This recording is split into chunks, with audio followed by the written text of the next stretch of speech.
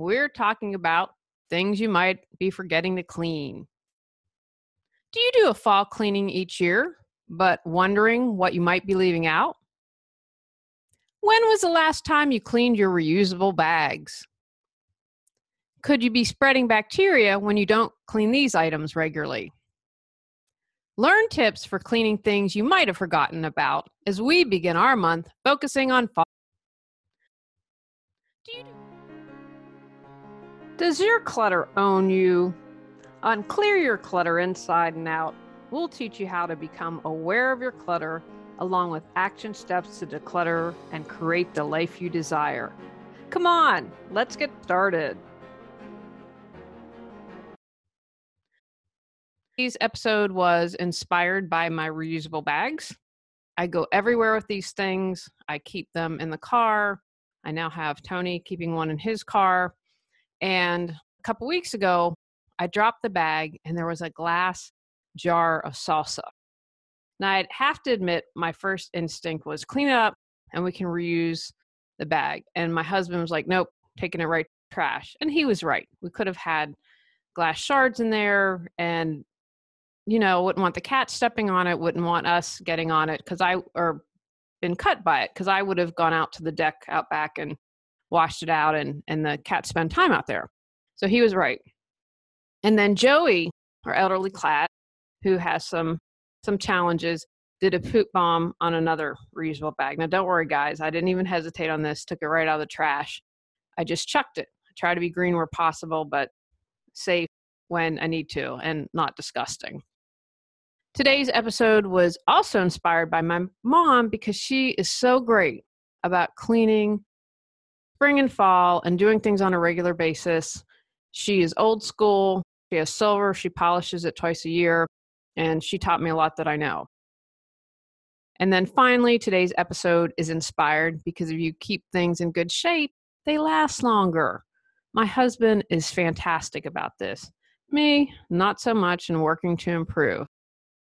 The list that I'm sharing today will help me as much as it helps you. Here are 15 items I'm going to share today. I had a lot of fun with this, so I'm thinking that I'm going to do one again in the spring. Share your favorites with me that people might not think to clean on social media, and if I use yours, I'll mention your name and where you live if you choose. All right, number 1, right off the top, reusable bags. They can get gunky. You don't want germy stuff hanging out with your food. Now, some bags you can wash, meaning you can throw in the washer.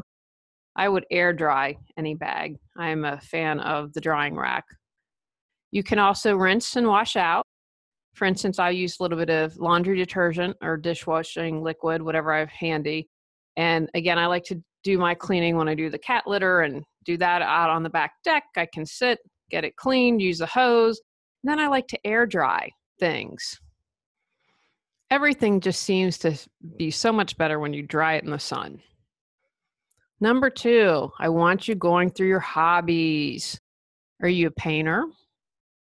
Do you make soap? Use essential oils to create things? When was the last time you went through and not only decluttered them, but gave everything a good clean? For instance, in my essential oils, I have a little container that it's circular, so you can boom, boom, boom, put all your oils on, and I label them at the top so I can see what they are. So I'm talking about taking out all your oils, dusting them off, and mine has a little thing that flips off, like the little where you put them in. So I would take that out, dust in the box, dust between. If you're a painter, when is the last time you cleaned your brushes? You're doing it on a regular basis, or whatever boxes or bins that you have to carry everything. When's the last time you gave that a good dust or scrub? Take the time to clean all those little things. Your refrigerator and dryer vent. This is number 3. You want to make sure you sweep the coils behind the fridge and clear out your dryer vent. And I'm not talking about you should always, after every drying load, pull out the little vent. I'm talking about the vent that goes out your house, dryer vent. I have learned from research that the dryer vent can cause a fire. I haven't heard of any challenges with the coils causing a fire on the back of the fridge. However, if your coils are clean, your refrigerator is going to be more efficient, and that's going to help your bill and be better for the environment. It'll have your fridge running at optimum. So take the time to clean those. I also know if you don't want to clean, there are people who come and do your air ducts, your dryer vent, they will clean that for you. Samples. Where are all your samples tucked away? Might be food samples, beauty samples. Perhaps you were given a yarn sample or a button. Maybe samples for pet food, such as cat food or a new cleaner to try. If they haven't expired, use them. If they've been around a while and you aren't going to use them and they're still good, see if someone else can use, like giving your beauty samples to your girlfriend. Number 5, computer desktop clutter. Number 5, ice cube trays. When is the last time that you cleaned those? I would take them out. I would let them thaw. I would use hot water. Use dish detergent, whatever liquid soap you have hanging out at your sink. Clean them really well. Let them air dry. And then make sure that they are clean. And again, I do another rinsing. Especially with something where you're going to put water in, I'd prefer to do another rinse. And depending on the material, you can just throw them in the dishwasher, which is the easiest solution if you're able to do that. But have you ever tasted something you're like, the ice has like kind of a funky taste. So make sure you are cleaning those. And if you don't have ice trays we don't have ice trays because we have an ice maker, make sure that you're clearing the ice maker. From homeguides.com, here's how to sanitize the ice maker. Lift up the ice maker power bar. This automatically lifts when your ice bin is full, and it stops the machine from making more ice until the bar drops. If your ice maker doesn't have one, feel on the back of the machine for an on-off switch and turn it off. If you aren't sure if the unit is deactivated, you're probably going to want to unplug your fridge.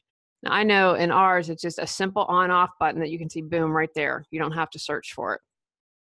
Next, you're going to want to take out the ice bin. Most easily slide out, like one of your shelves might. Others might need you to lift up a little bit and pull out. Dump the ice into the sink, and you can break up large chunks or just let it melt because you're going to be cleaning anyway. You're going to want to fill your sink with warm water and liquid dishwashing detergent. Dip a rag into the soapy water and wipe down the ice maker unit inside the freezer. Next, you're going to want to make sure you use a dry rag to remove any water and soap left on the machine. Wash your ice storage bin in the soapy water and rinse it well. Before you can sanitize the ice maker, you need to clean it. Next, you're going to want to mix a half a cup of bleach and a gallon of water. Dip a rag into the mixture and wipe down the ice maker inside the freezer. Wipe the unit with a dry rag to remove the moisture. Wash the storage bin with the mixture as well, rinsing it thoroughly. Again, I'm going to probably do a rinse or two more because bleach is being used. Place the ice storage bin in the dishwasher and run it on a sanitizing cycle if the bin is dishwasher safe. You're going to want to make sure that you check that. You know, I'm a fan of manualsonline.com. If you have let go of your refrigerator manual, you should be able to find instructions there. The bin may say whether it's safe to use in the dishwasher on the bottom of the bin, or you can check your owner manual. Dry the bin completely with a rag. Wipe the ice maker unit and storage bin one more time with a dry rag to ensure there is no standing water. Any remaining water could freeze, keeping the unit from operating properly or cracking the storage bin. Put the storage bin back and the ice maker unit back on. Number 6, iPad, cell phone, tablet, computer. When is the last time you wiped any of these down? How about your keyboard and mouse? There are tools you can use to get into crevices, such as a keyboard, in case you eat at your desk. Of course, I would never eat at my desk while working. The air duster is great for this. Give everything a good clean. For your screens, you're never going to want to use a cleaning solvent like Windex or something similar. Use only water. Ideally, use water with a lint-free, scratch-resistant cloth. Microfiber is best. To clean your iPad screen, or your computer, or your tablet, or your cell phone, dampen the cloth slightly. Then clean the screen using soft, even strokes.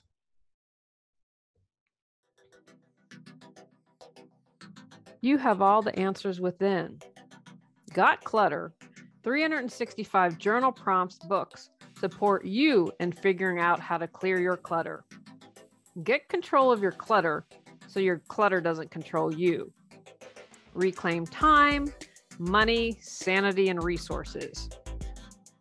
Choose from physical, mental, emotional, spiritual, energetic, holidays, relationships, financial, health, or compilation volumes.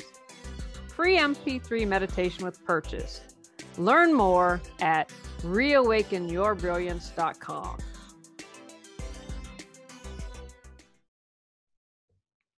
On the same topic, when was the last time you cleaned your earbuds or headphones? I have hearing aids and I need to clean these regularly because of wax buildup. I have tools for my hearing aids that I bet you could buy for your earbuds, although hearing aids are a little bit different. Here's what cleanmyspace.com suggests. Start by gently dry brushing the wax out of the earbud. Hold them with the mesh facing down so that any debris can fall down as opposed to going back into your earbud. You want to make sure you don't press too hard because you don't want to push the gunk in any further. If there's still wax, dip a Q-tip in rubbing alcohol, tap it off, and then wipe the bud to remove anything remaining. Take an alcohol wipe and wipe the earbud and surrounding area. This can mildly clean as well as disinfect the earbud. Rubbing alcohol dries fast and won't seep into the bud.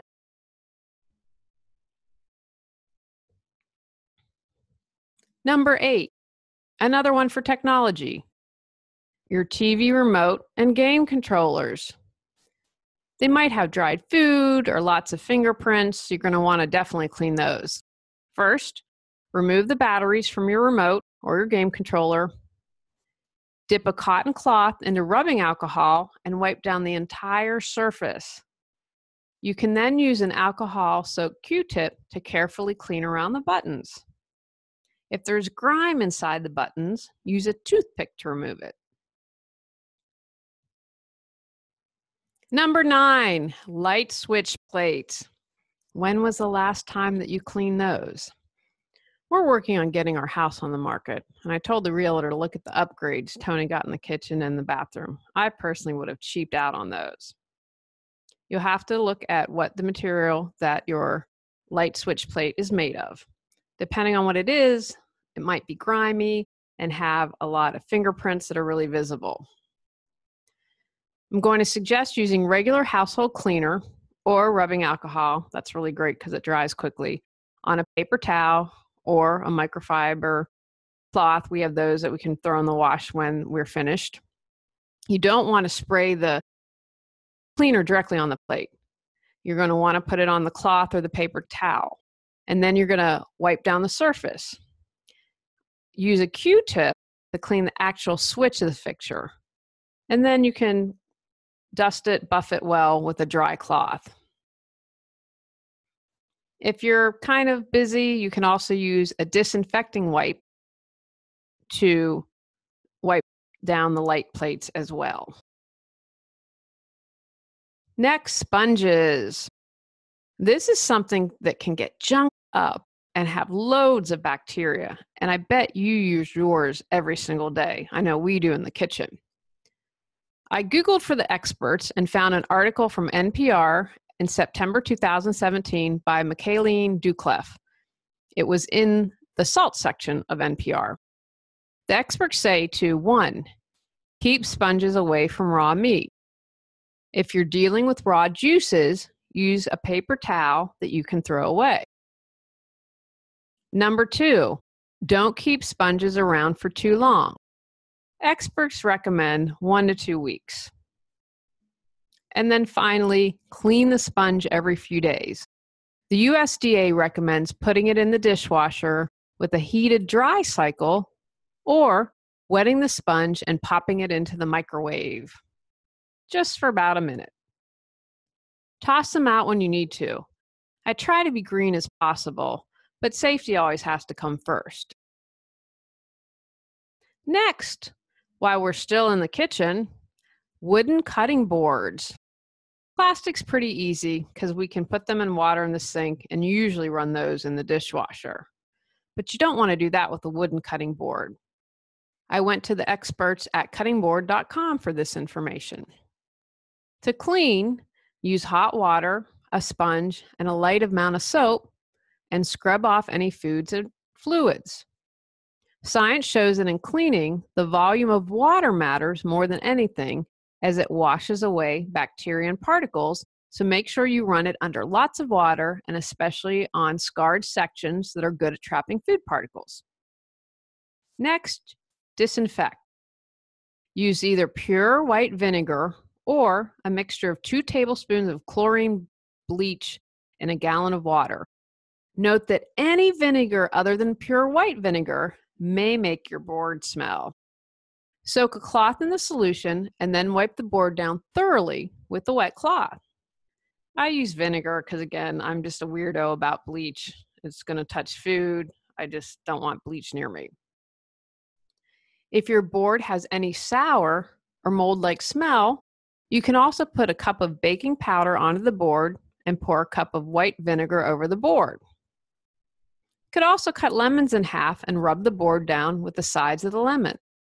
Let it sit a few minutes before rinsing off. Another suggestion on Google suggested throwing salt on the lemon as well. Finally, the most important is to wipe dry. It's important for maintaining your cutting board, as water permeating the wood is what causes the wood fibers to swell and then warp your board. This is why you should never soak your cutting board in water and never put it in the dishwasher. It's always good practice after your board is dried to rub mineral oil onto your board. This is what my mother taught me, and it's what I do. Do not use other organic oils, as the fats in those oils can and will spoil, turning rancid and causing your cutting board to stink. One of the few natural oils that you can use is coconut oil, which will not go rancid for some time, but it is not immune to eventually spoiling. I can speak to that. Coconut oil will spoil. Oils work by occupying the space in the wood fibers and preventing water from entering your board and causing cracks and split. These little crevices are where bacteria love to hide and multiply, so preventing your board from having small fractures is key to keeping your cutting board sanitary. Number 12, your mop. When was the last time you cleaned the old mop head? I know those Swiffer things are probably more popular, but they also create a lot more trash. You'll probably want to clean the mop head in hot water and bleach, but take the time to rinse it until the water is clean as you run it through the mop head before you put it in a bucket of bleach. Toothbrush holder. This is a good one. I need to run and go do this. Rinse it out well and give it a good scrub. Most probably can't go in the dishwasher, so use some hot water to get it clean. Again, you can use a little detergent. And if you haven't bought a toothbrush holder in a while, you might want to think about one of those where the top pops off so it's easier to clean. The trash can. You may or may not line your trash cans. Even if you do, make sure you're cleaning these suckers. Again, I love the back porch for this because I can wear old clothes, get soaked, and not worry about it. I love letting things air out in the sun. Just take a little bit of dishwashing liquid, pour it in there, scrub. I'm a fan of filling it up. I like to let things sit. It usually makes my scrub time easier. And it's really simple, but make sure you're doing those on a regular basis. And finally, number 15 for today, the shower curtain and liner. We have only one shower curtain, and you may not have any in your home. I know the newer homes have the glass shower doors, and they don't need a curtain. First, you'll want to get the mildew stains off. I found quite a few suggestions on this. Most recommend pre-treating. You can use vinegar for this. Then you can wash it in the laundry using a gentle laundry detergent or vinegar and baking soda, or by hand with baking soda and a microfiber cloth. Mildew is the biggest thing you want to worry about. I'm a huge fan of Tilex. The realtor recommended it. I've tried borax. I've tried a bunch of different things in the bathroom, and Tilex worked. I probably don't want to know what's in it, but it was amazing. After months trying about 50,000 different things, the Tilex works. I have a great book called Clean and Green by Annie Berthold Bond. I don't know if it's still in print, but it has lots of natural suggestions for getting rid of stains and how to clean things. Of course, you can find anything on YouTube or Google if you want to be green in your cleaning or use something like essential oils. Just make sure you do your research first. I always like to be green, but for instance, with the mildew, I needed to find something tough to get out the stains. Also, check out past episodes from the fall. Check out in September, October. I've done other fall cleaning episodes if you're looking for more details for doing your fall cleaning. Take actions from today's podcast. Make a list of all those things you forget to clean. Think if there are any other items you may be missing. Add these to the list to your fall cleaning calendar. Clean the items. Keep a master fall cleaning list. Go out, clear the clutter to create the life you choose, deserve, and desire. Clearing your clutter allows you to share your gifts with the world. Get your free self-assessment to discover your clutter priority at reawakenyourbrilliance.com. If you've enjoyed Clear Your Clutter Inside and Out, please rate, review, and share us.